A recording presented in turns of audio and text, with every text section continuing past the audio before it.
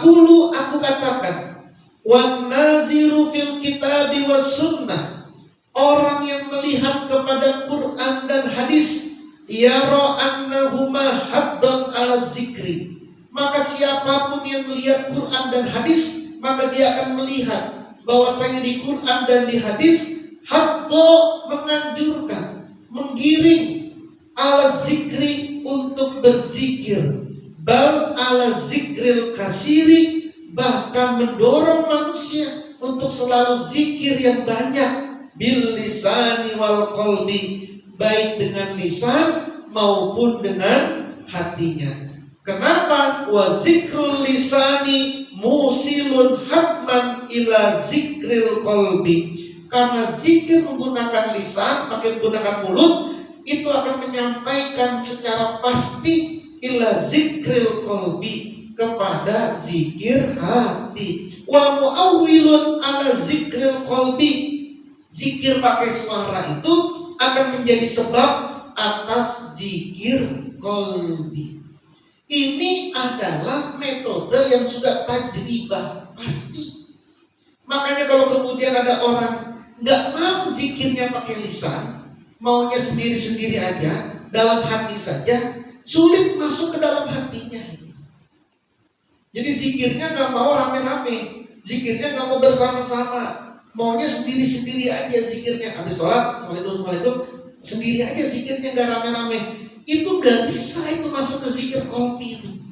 Meskipun dia zikirnya dalam hati, tapi nggak bisa nembus ke hati itu. Kenapa nggak bisa nembus ke hati? Karena semua metode orang semua udah mencoba, para ulama-ulama, para aulia, semua udah mencoba ini, bahwa zikir mulut itu, zikir pakai lisan itu, itulah yang akan menyampaikan secara pasti kepada zikir qalbi. Kalau zikir lisannya kuat, maka kemudian dalam hatinya, zikir qalbinya juga akan kuat. Karena dari zikir qalbi itu muawwilun ala zikril qalbi. Karena zikir lisan itu muawwilun ala zikril qalbi, yang menjadi sebab adanya zikir hati yang kuat di dalam dirinya. Kan bulan lalu saya pernah sampaikan juga pertemuan yang sebelumnya. Kita ini Pak, kalau sering nyanyi aja, nyanyi apa nih? Baru ada lima rupa warnanya, ada ulang-ulang saja tuh. Nyanyian lagu itu ada ulang-ulang. Setelah itu ada diem. Masih ada nggak di sininya nih? Masih ada kan? Bahkan ada orang sholat, kemudian habis nyanyi-nyanyi, lalu kemudian dia sholat, lagi sholat, keikut itu bahkan ada limanya itu dalam hatinya itu. Kenapa? Karena yang diucapin terus tuh, yang dinyanyiin pakai lisan itu adalah itu. Ketika itu kemudian dia ulang-ulang, dia diem, maka itu akan ada di sini, akan ada itu di sini tuh. Mau dia lagi ngapain, ada terus di sini. Makanya tergantung yang mau diucapin zikir lisannya itu apa, yang mau diucapin terus ini apa. Kalau orang kemudian sering mengucapkan la ilaha illallah, ini banyak zikir lisannya, ini banyak, lalu kemudian dia diam, di sininya terus bergerak, terus dia bergerak di sini. Nah, nggak bisa hati itu tiba-tiba bergerak zikir kalau nggak didorong pakai mulut, itu masalahnya. Jadi kalau kemudian habis sholat zikirnya diem aja, nggak mau berame-rame, rasanya susah itu. Rasanya susah itu, bisa masuk ke dalam hati zikirnya itu. Iya kalau dia ngerti apa yang dizikirkan. Apalagi kita ini, kebanyakan pengalaman kita ini, mayoritas kita ini hafal zikir karena zikirnya sering dibaca. Emang Anda pernah sengaja ngapalin Allahumma antas salam? Emang Anda pernah sengaja ngapalin astagfirullahaladzim alladzil la ilaha illa huwal hayyul qayyum? Pernah sengaja ngapalin begitu? Pernah sengaja ngapalin la ilaha illallah wahdahu la syarika? Enggak sih.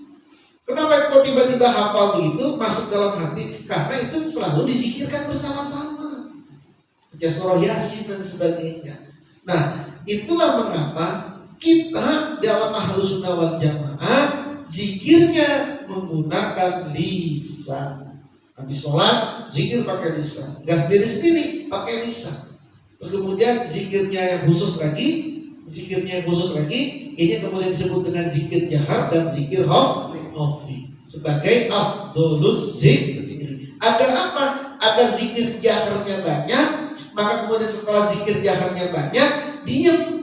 Kagak ucapin lagi di mulut kita zikir, tapi dalam hati kita terus berdetak itu. Itu namanya zikrul qalbi. Dan itulah yang dirasakan oleh semua para ulama. Makanya nggak ada yang cuma zikir qalbi doang, nggak ada. Dalam Toreko Naksabandiyahnya sendiri juga aslinya zikir jahar. Ada zikir jahar tapi diutamakan zikir khafdi. Tapi sebelumnya ada zikir jahar juga. Gitu ya. Jadi seperti itu metode yang dilakukan oleh para ulama. Wa yaqulu Sayyidi Abul Hasan As-Sazili. Berkatalah Sayyidi Abu Hasan As-Sazili radhiyallahu anhu, az-zarratu min a'malil qulub. Satu biji atom, satu biji sawi dari amalan hati, takdilu amsalal jibali, menandingi seumpama gunung, min a'malil jawari, dari amalan anggota badan. Apa maksudnya? Gini, ada orang nyumbang, bahkan di Quran juga ada. Ada orang nyumbang satu gunung emas, dia sumbang itu. Tapi kemudian cuma a'malil jawarihnya doang. Dia cuma nyumbang satu gunung emas, tapi hatinya karena ria, karena pengen sombong, karena pengen dibilang kaya raya. Meskipun dia nyumbang emas sebesar gunung, tapi hatinya nggak ikut. Itu namanya a'malil jawari. Itu masih kalah itu sama orang yang nyumbang 10.000, tapi hatinya itu betul-betul niat. Atau bahkan orang yang tadi niatnya pengen nyumbang, akhirnya nggak jadi. Itu masih lebih penting, lebih besar dia. Maka kata Nabi, niyatul mu'min khairum min amalihi. Ini kata Nabi, sabdanya. Niatnya orang mukmin lebih bagus daripada amalnya orang munafik.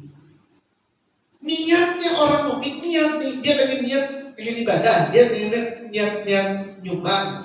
Niatnya dianya aja, niat doang itu masih lebih baik daripada amalannya orang munafik.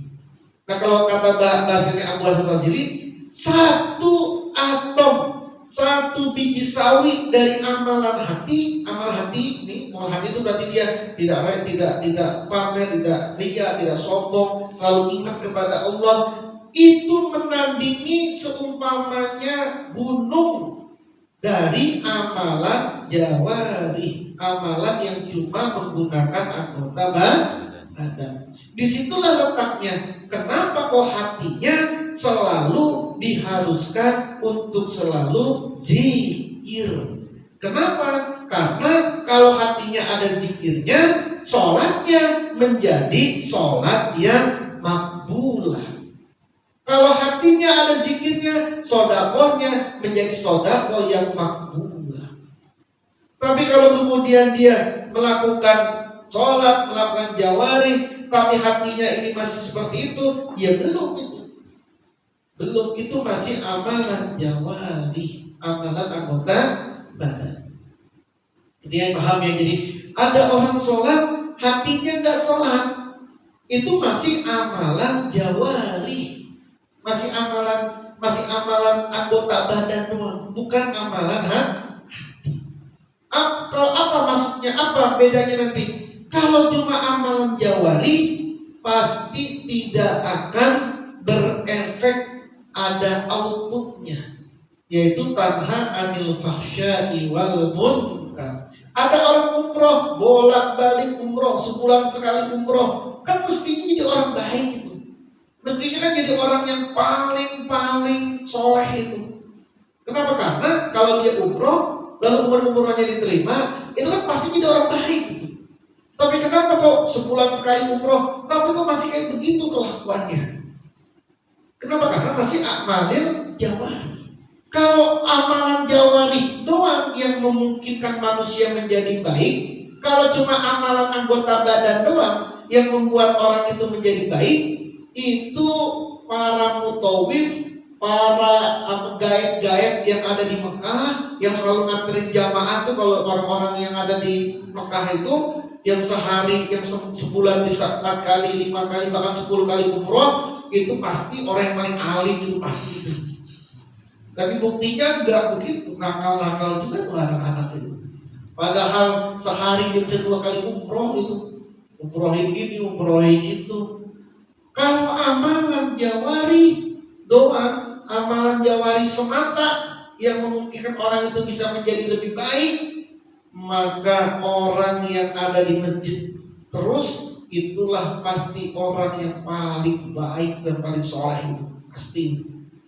Kalau amalan jawari doang yang memungkinkan orang bisa menjadi baik, maka penggali kubur pasti orang yang paling alim, pasti orang yang paling soleh, pasti orang yang paling baik itu. Kenapa? Karena dia selalu melihat orang mati.